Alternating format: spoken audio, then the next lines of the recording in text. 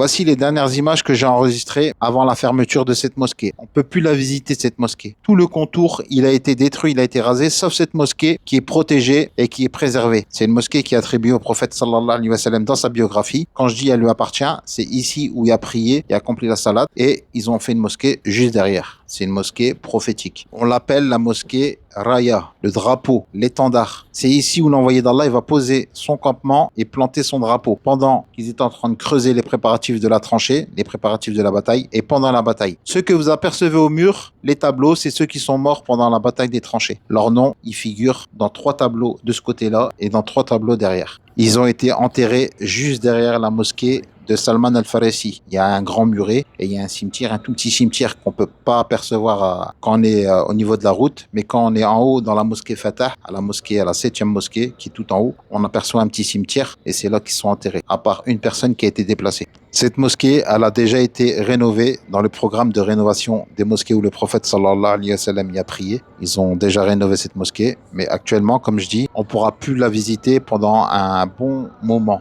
On va dire 3 ans, 4 ans, le temps que tous les projets de rénovation ils soient finis, elles soient réouvertes. C'est la seule mosquée sur des centaines de mètres carrés aux alentours, tout y a été rasé, sauf cette mosquée qui reste, qu'elle surplombe une petite colline. Et on dit même, le jour où ils sont partis pour la prise de la Mecque, le prophète sallallahu alayhi wa sallam, il a replanté son drapeau ici pour partir en direction de la Mecque. Et je vous avais fait déjà plusieurs vidéos comment y accéder. C'est juste derrière Masjid Nabawi, c'est pas loin. C'est à peu près à 20 minutes à pied. Donc au total, il y a 3 mosquées pareilles prophétiques où le prophète sallallahu alayhi wa sallam y a accompli la prière et qui lui est attribuée, qui sont plus accessibles avec les travaux. On va dire 6, mais ceux-là, elles vont être rénovées normalement après.